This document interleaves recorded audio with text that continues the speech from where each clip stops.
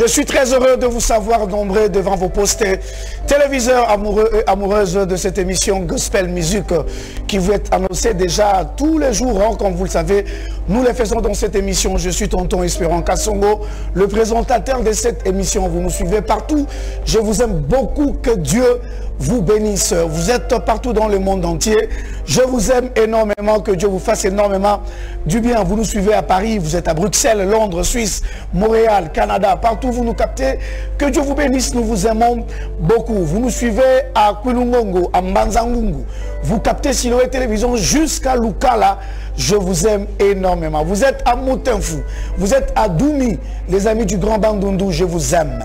Les amis de Mukondo, Makelekele, Mpila, des Tourjimel, les amis de Congo-Brazzaville, vous êtes ici. Vous nous suivez à Kinshasa, disséminés dans toutes les 24 communes, je vous aime également. Et vous nous suivez à la radio sur le 97.1 MHz, c'est Siloé FM. Que Dieu vous fasse énormément du bien. Et sans oublier ceux-là qui nous suivent sur notre chaîne YouTube, Espérons Kassongo officiel. Et merci beaucoup parce que vous ne cessez de vous abonner pour ne rien rater. Alors aujourd'hui, je crois, pour les personnes qui sont dans le groupe de diffusion de Tonton Espérant, ils savent déjà l'artiste que nous allons recevoir ce soir ou cet après-midi dans cette émission Gospel Music. Alors, j'ai bien voulu vous faire revivre encore ces clips.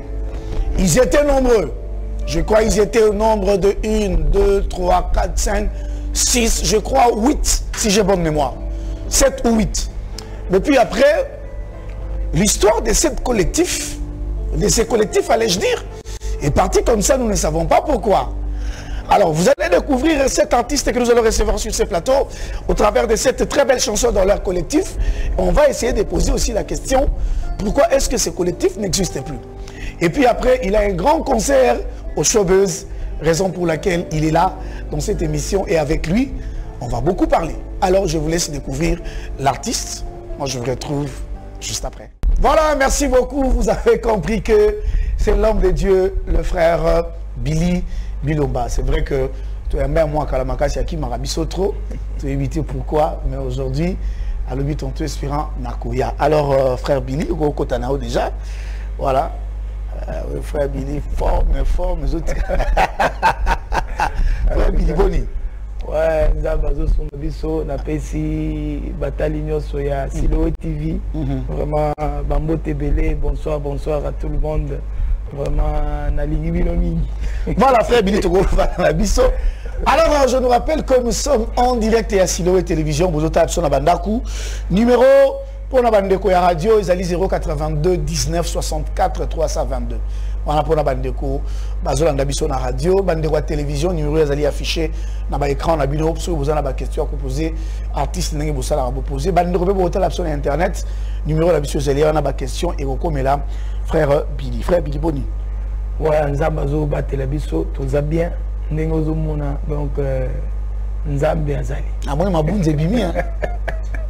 Ah. Tokosala ndenge nini soki nzambe pe azotanda loboko azobatela pe ata tozolia te nzambe azopesa pe bonne santé. Amen. Alors frère Billy Obungi makasi, je me rappelle to banda bobetana ba masolo depuis longtemps. Ouais. Vous avez un programme moins belé, mais seulement déplacement qui belé. Ou même makasi pratiquement une année au Bungaki ba programme on va paramer quand on makasi. Vraiment na Bungaki te ndenge Bible zali koloba bokende partout au monde. Yango wana musala nzamba peti biso eza ko panza sango malamu na koyemba. OK. Yango wana tozaki na ba déplacement belé na bazambi ba Gabon donc Kendaki ka pona musala nzambe ngondo moni sur le terrain même na Kinshasa toza quitté mais on est là maintenant. Ma solo album to beta sur côté ni. Ouais album je crois déjà ndé maman na likambo penza to yeli awa pe pona ko annoncer bande konyo so ba yebi frère Billy o banda ko mitu na ba question je crois album déjà to komi na misala ya suka. OK.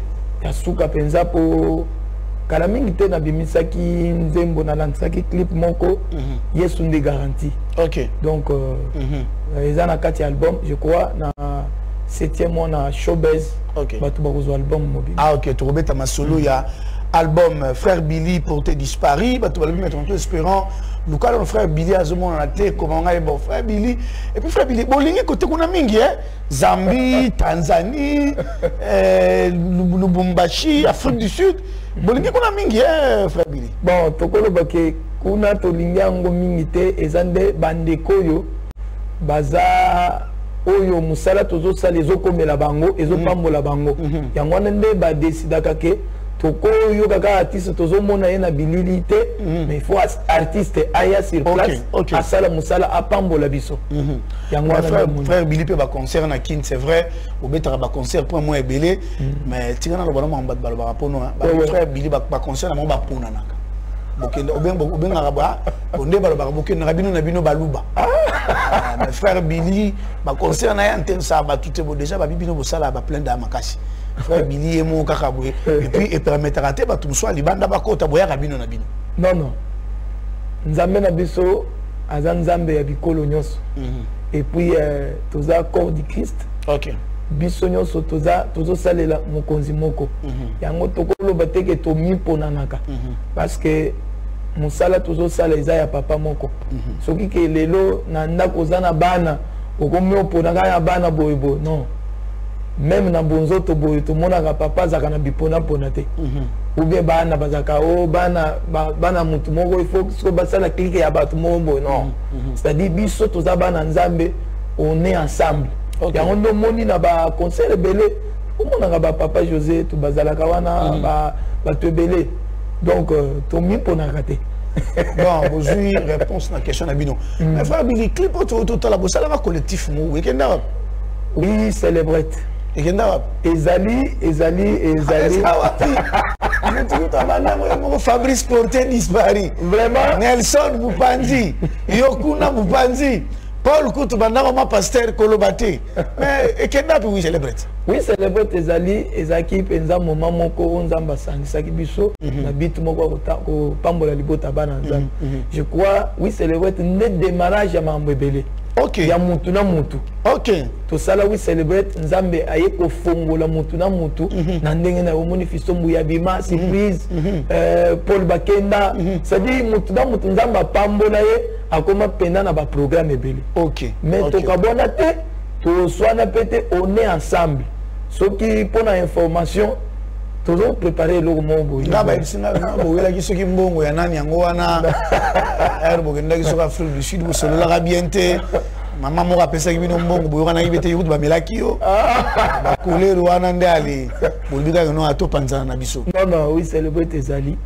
je crois tozaba na papa moko ndenge na woti koloba tokowelela mbongo te et puis mutu na kana ye tozaba responsable soko tali bien au monika quand même que batunyo so moni wana bakomi ba responsable ako ile na mbongo te parce que nzamba pamboli mutu na mutu na mbongo te na bita ya frère Billy qui très bien donc information vous avez na ngozaki force hein et mo wana avec Sibino la vraie information. Alors le masolo robete ya moi belle photo beta masolo album ko bima awa na mois de juillet le 17 je crois le 24 juillet affiche Ezali Nyengele si tu peux nous trouver l'affiche Mukuna tu peux aider Nyengele à trouver les biso affiche à concert on va parler tout à l'heure. Alors toi qui n'a clavier faire Billy toi masolo concert nga royo yo so kozoyemba moi ça me fait normalement du bien toi yo moi son ya kalato son album ko bima bon to banda toko bandana na so ya album Zobima to bandana na so album Zobima OK on y va des garanties OK en tout cas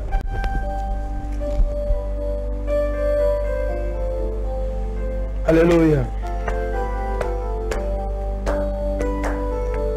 oya zala mwana azala bomoi oya zangi mwana azala kokufa oya zana Yesu azana momo oya zangi Yesu azala kokufa na poni na ngaye kozala na Jésus po ete nde mobeku ya vi na ngai na poni na ngaye kotambola na yo po ete nde garanti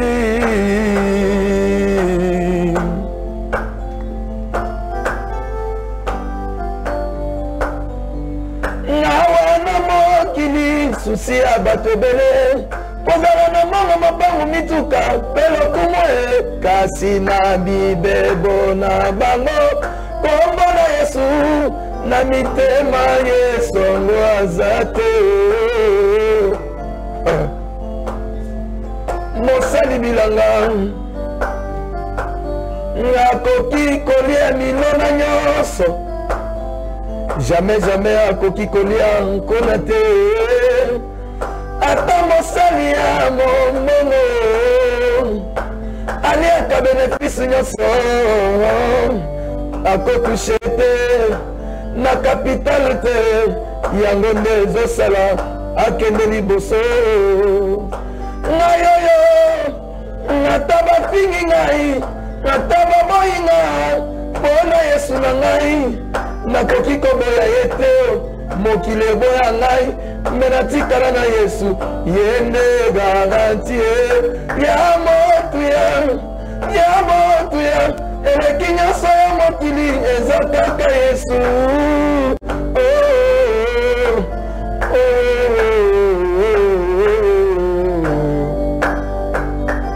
ya motuya se kozala na ye ya motuya se kozala na Yesu endeko ya motuya se kozala na ye ya motuya se kozala na Yesu okoki mpe kokozala na mbongo soki ozangi Yesu mbongo ekosila lokola nguba ya motuya se kozala na ye ya motuya se kozala na Yesu okoki mpe kokozala na succès soki ozangi Yesu succès ekosila ya motuya se kozala na ye ya motuya se kozala na Yesu Yesu nde garantie garantie ya bilanga garantie ya Congo démocratique garantie ya tonton Espera Kasomo Yesu nde mama tatola Yesu nde fonctionnaire tatola Yesu nde silolo baloba Yesu nde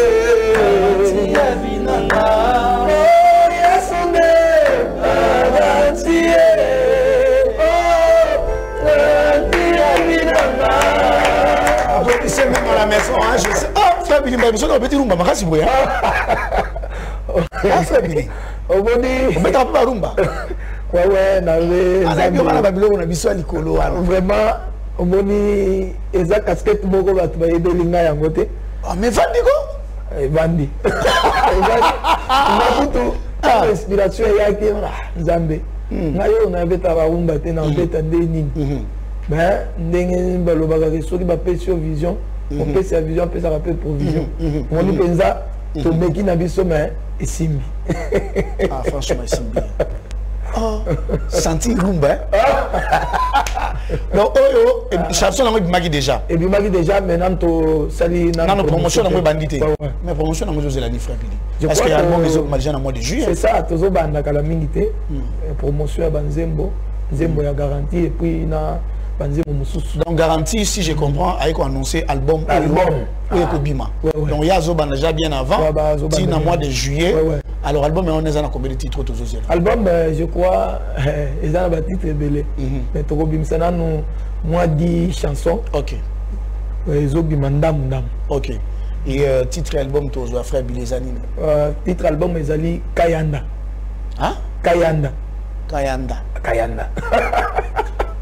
Frère moi tu as animé les acteurs. Donc Tcheleka, c'est-à-dire na lapi. Na Kayanda. Ah, na lapi penza.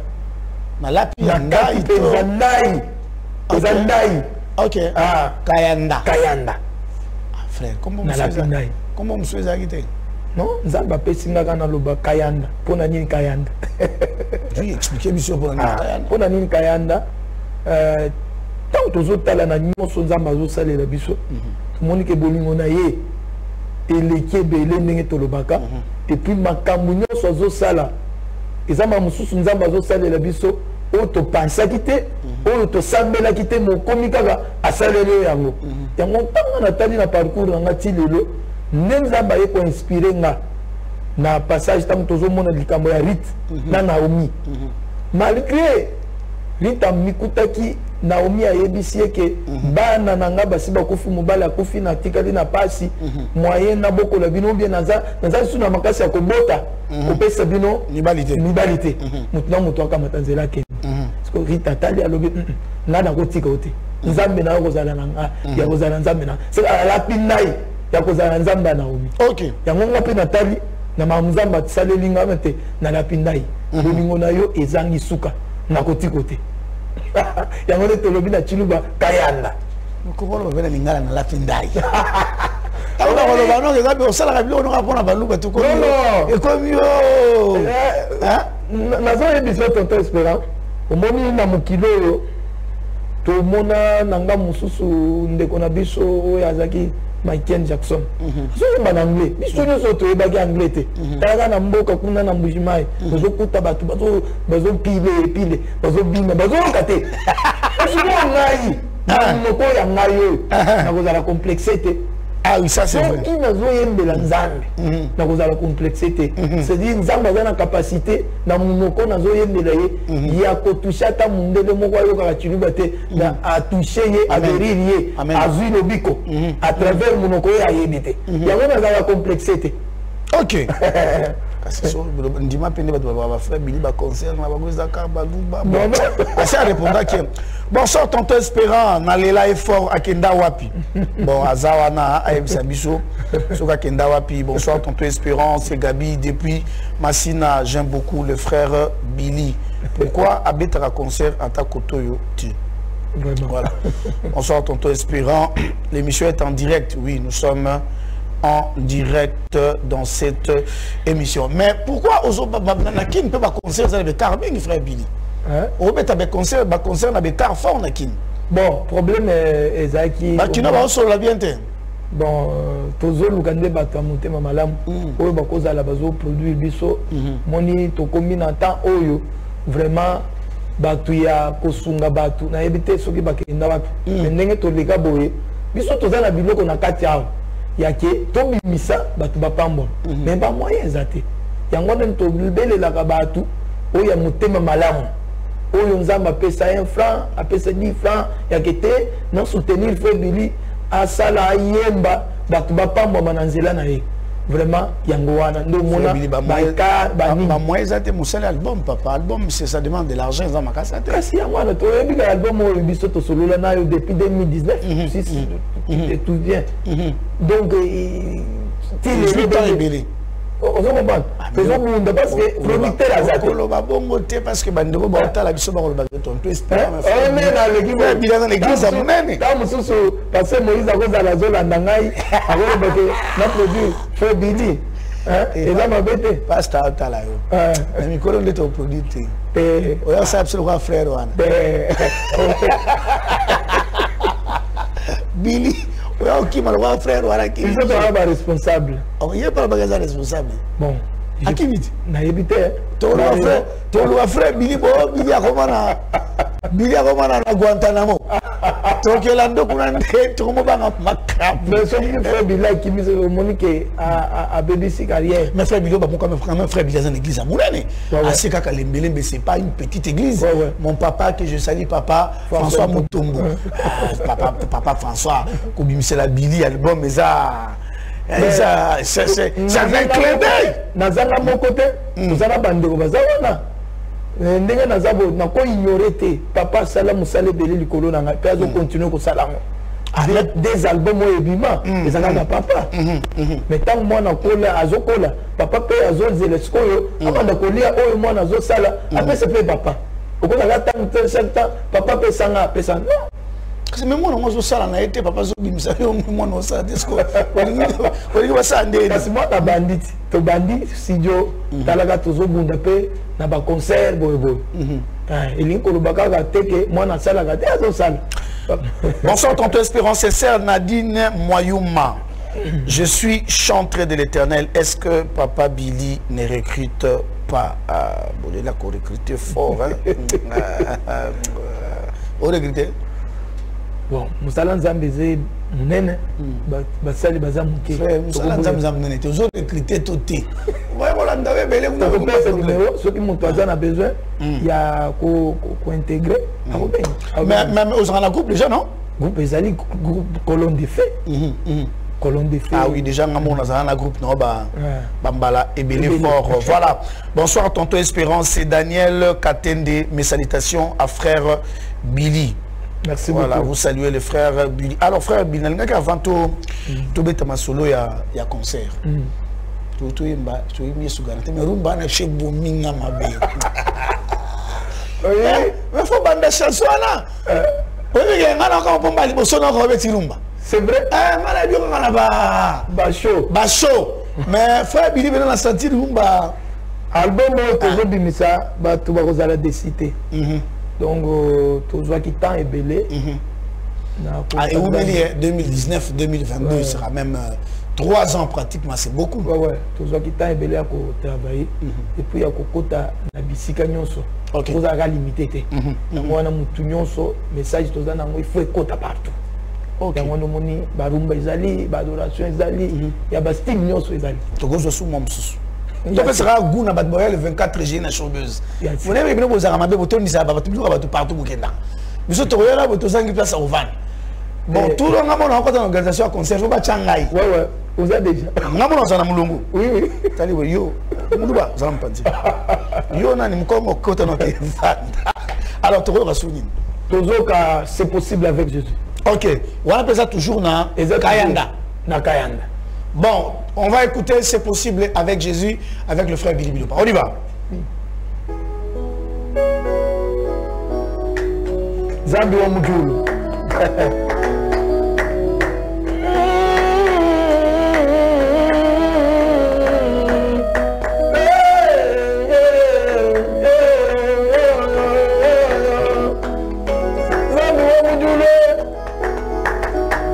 Zambi wa mujulu.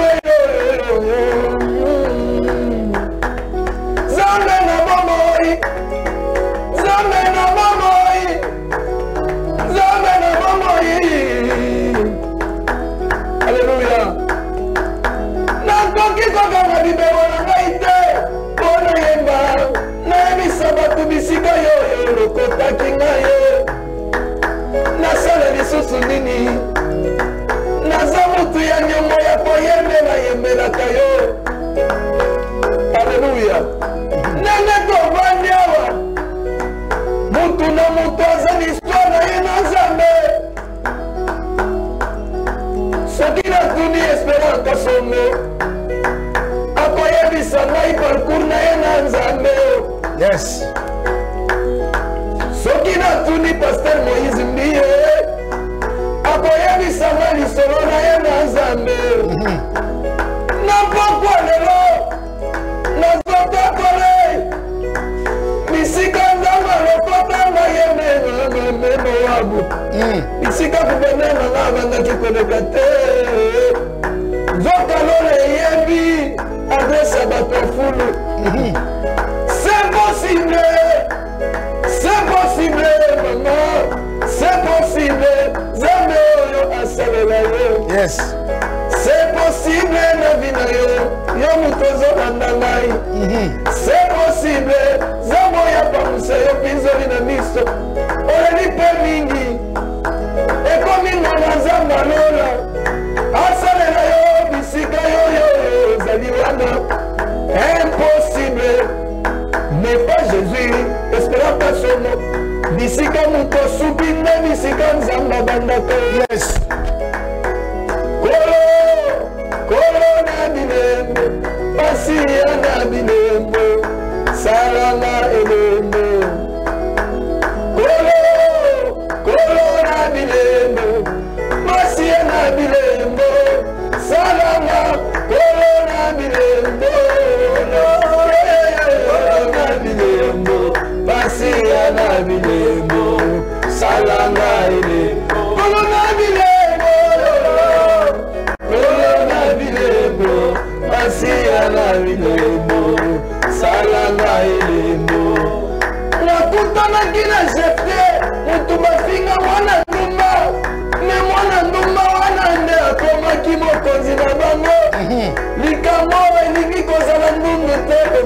ngai likambo lingi kozala te bieto loko na yo papa na ngai likambo lingi kozala na Yesu kati na yo elembo ya Yesu eleki elembo ya famille ata tobotami ndimi moko bisuko ebaki mbisukwanyi to histoire munyinga nzambi nzambi mushilanga nanyi watatu wakandela nzambi wa mujulu wanyu chandala yachinja pila nzambi ya musokwenzela mutugene ulondongaka nasaka nomato nashabwa bilie yinyi musonga to nashabwa bulani bunene bwa muntu to nzambi wanyu wabimanyishulu byakukebei korona bilembo korona bilembo masiya na bilembo salama kochele likelani zamba kochele likelani zamba motema malamu batomo kilibazana kana motema malamu teba solo nikopesi na tongo na pokwa keiko toma yo avomo ga ete na lati ezafona ngai zamba kochele nzamo yosoki apesi chanza kasukupa yesu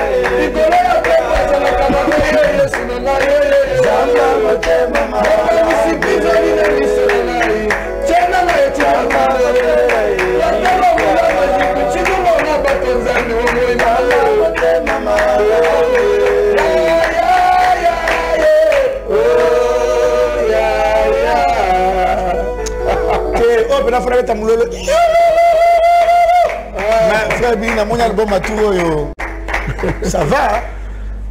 Ma belle, vous avez au moins vos promotions exactes. Bon, promotion, moni, na ina sali par nanga. Todo bere la gabat.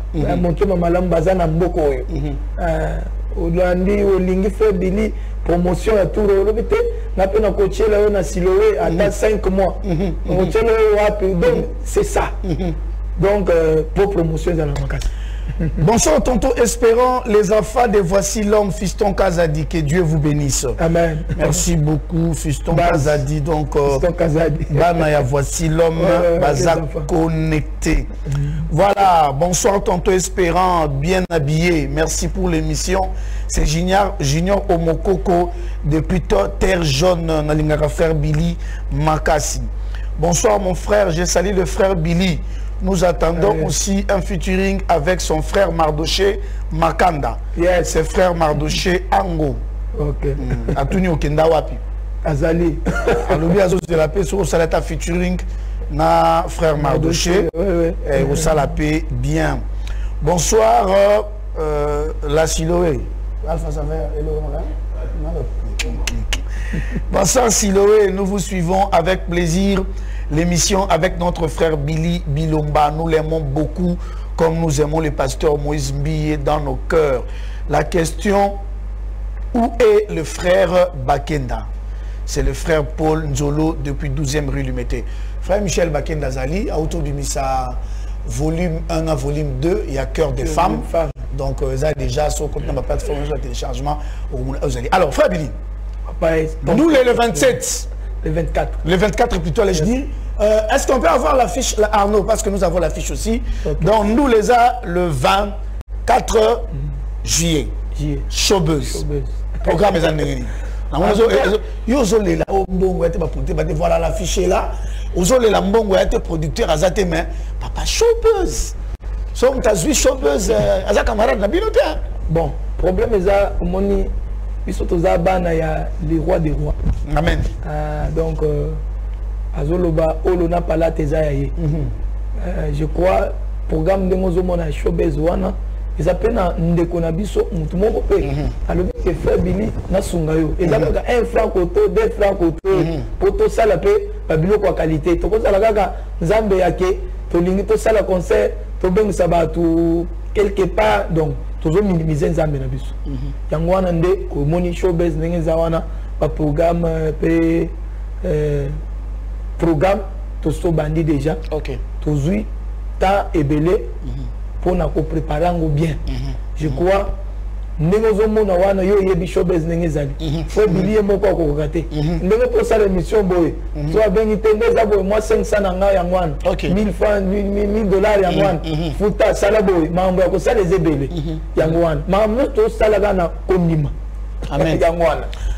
Bonsoir Tonton Espérance, c'est Jonathan Kabangu, Nalingaka frère Billy Makasi, Aoumela, Nzambe, Bilokota. Amen.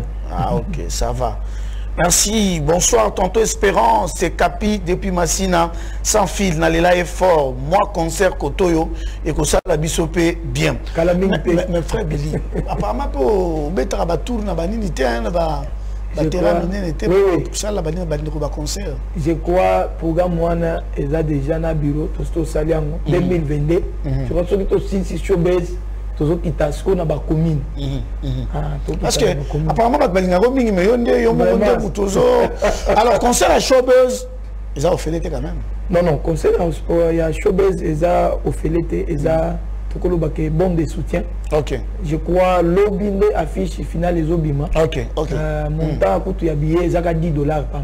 Vous allez me chez no 10 $. To boy ma mindondo ya ke o so ba tsala ba VIP 50 banini. Bon. Ngai selon ndenge nazo monela nzambe na ndenga solo nanga. Je crois ba invitation ko zala. OK. Pour na mutu nyonso ezaka 10 $. Donc, aucun moment il a été. Mais jusque-là, place à vos billets, ce que c'est Bani. Oui, ok, donc tu es aux ozons à les sous-sous. Voilà, maintenant, on a la plateau, on va Gaïa. Ouais. On a mis Seigneur pour. On a vendu les photos de on a plateau. Tu mets on a le plateau. Mais on a la photo, il y a YouTube, Nabiso. Je crois, frère Billy a repéré ça. Numéro 4, on a le concert, très compliqué. Artiste Azaïe Moko, ça veut dire il peut se relever frère Billy, on a là un musicien et ça bien. C'est ça. Soit pour le frère Billy, on a là Sayo Moko et ça peut bien. Pourquoi pas tout le monde frère Billy s'est changé 3 fois dans le concert? Vraiment. Est-ce qu'elle est soum? Elle est soum. On a quand on a sorti que concert là va falli banani, qu'on a l'argent sort. Oh, tous les chrétiens, on a les chrétiens qui ont l'argent. Il faut défendre comme moi Jésus. Mais ma bonne casse. Vraiment. Olika qui colle chaque dimanche. Moi je vous dis toujours, la Bible dit, nous dans les champs de Dieu, Dieu dans nos maisons. Amen. Ça veut dire que yo obi misalobo pambola musala nzambe nzamba pambola yo. Yemo kalobi ana bilo on a katina yi. Mais bilo on a pour bima, il faut que tout le monde pousser et bima. Frère Billy on a dit miso pe la réo sel machine. Donc alors, bateau bazan la besoin aux frères Billy bazon n'importe tout le biawa, je suis sûr et certain que les abattoirs Poto, les abattoirs Kinshasa, bateau va même pas contribuer à conserver. Vraiment bateau ba cause biso ezana nzela ya numéro tozo pesa plus 243 89 71 89 447. Bandira Malembe plus 243 89 71 89 447. C'est-à-dire au Biso na WhatsApp appel normal. Total sur le numéro plus 243 82 119 23 66. 82 119 23 66. Au Bengi Biso, ou surtout comme Biso na page Bilibilo page à Facebook, au Komeli Biso na Facebook, na YouTube. Bilibilo officiel au Kukuta Biso. Donc mais numéro si la tête au président Lali président Lali Moko yo moko ndoko ya o ba mususu koma o no na Nizela nanu frère Azo président Zola président Zola le président ngate ba déranger eroyo o benga yar moko biso toza reza mutalinga sunga msala nzambe biso toza basali musali ala la kate. OK. Chaque fois, Aza éveillé pour musala. Bonsoir, c'est Joli Moulanga, Aseka Kalembelembe, les enfants de Voici l'homme. Merci beaucoup, les enfants de Voici Zamba Pambola l'homme. Où ça la peut faire bien moi? Bana papa nangai. Bah on t'attend la bisognon. Voilà. Il y a encore un autre message, les messages il y en a beaucoup. Abolim Bisanga, on a besoin de notre frère Billy. Si on attend un message, on a bien noté vous excusez-moi. À te reprogrammer avant concert. À Ozonga sous la plateforme Nene Tosala. Là vous aurez toutes les précisions pour n'avoir pas besoin d'abattre mon billet. Dans le billet déjà, on a noté. Je crois qu'il y a un peu sa bisopena lié. Bonsoir, nous suivons l'émission de frères. Il s'appelle le frère Billy Bilomba. Alors on me fait déjà signe que nous sommes arrivés à la fin. Deux messages, pardon, au risque que Bandeko Balia Ngaï. Bonsoir, tonton Espérant. Oh là là, les amis de WhatsApp, bonjour, on a des ordres. Bonsoir, tonton Espérant. Nous aimons trop frère Billy Bilomba. Quand il chante surtout, dis-lui de ne pas pleurer pour avoir, de l'argent. Son Dieu est riche. Amen. Il aura beaucoup d'argent. Amen. Les jours de son concert, moi aussi je serai membre. Amen. J'ai pris son numéro, que Dieu le bénisse. Amen. Donc je dis tout le monde appelle ça. Amen. Mais au numéro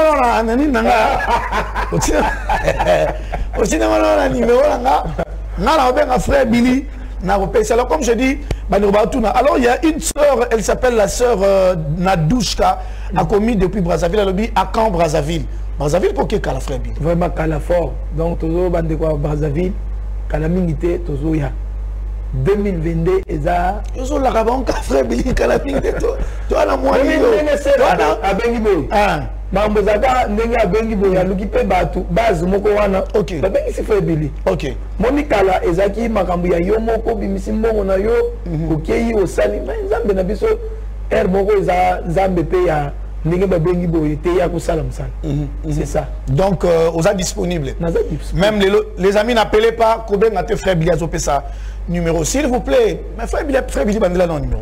N'appelez pas frère Billy Bandela numéro. Numéro nangai ezali plus 243 89 71 89 447. Frère Billy Bandela bien plus 243 89 7 8 Nazo Bandela plus 243 89 71 89 447 Obengi biso okozwa biso. Na WhatsApp s'il vous plaît. Je n'ai s'excuser parce que tu as mis souka. Je m'excuse vraiment comme je vous ai promis. Frère Billy Rozonga. Sora Zongi, ma question sur non comment. Pour les noter la rediffusion, va poser ma question. La YouTube, va poser ma question. Donc à Rozonga pour que tu aies ça toute le précision. Alors il y a aussi les pasteurs fidèles qui nous suit, pasteur fidèle, appelé sur frère Billy Mbote. Bon, assisté à pasteur fidèle. Assisté à pasteur fidèle pour boire et puis à lobby. Merci, tonton, pour ton cœur. Les amis, n'appelez pas. Bon, ça va. Bon, ben, Assima. Bon, ben, c'est comme ça. Frère Billy, frère Billy, tout le monde a le plateau pour une minute. On a la souk émission. Alors, un mois là-bas, dans Nzambe, on s'est préparé pour le 24 juillet. Vraiment, oyo nakolobela bana na nzambe nyonso bazolanda biso bazomona biso balinga biso frère Billy. En tout cas showbiz eza le 24 juillet et kozala dimanche. C'est préparé déjà na lekia pona ko pesa message pour ezala o ngai na sombaki billet billet ezaka $10 eza manière façon ya ko soutenir frère Billy na musala tozana ngo eza munene benga biso ozana ba question ozana mutuna ozana soutien na yo ezala prière ezala mbongo benga biso ozawana disponible. En tout cas nalingi bino mingi. En tout cas merci beaucoup na tonton Espérant na équipe nyonso ya Siloé TV. En tout cas nazo PCP pasteur Moïse merci beaucoup bisika zali na linga mingi mais tokuta na kate ndenge bachaka ngaba toujours rendez-vous beaucoup tout ngamona la kio dadi ngamona koyana ye ngamona la kio.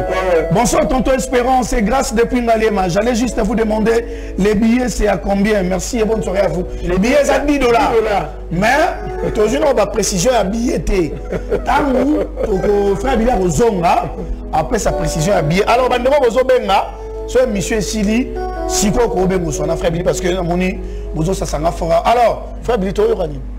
Motema batela kimia. Motema batela kimia. Alors vous allez suivre cette émission en rediffusion. C'est samedi à partir de 15h10. Moi vous allez me retrouver le jeudi prochain avec d'autres invités. Là pour 2 minutes je vous laisse avec le frère Billy Biloma. Moi je vous dis bye bye.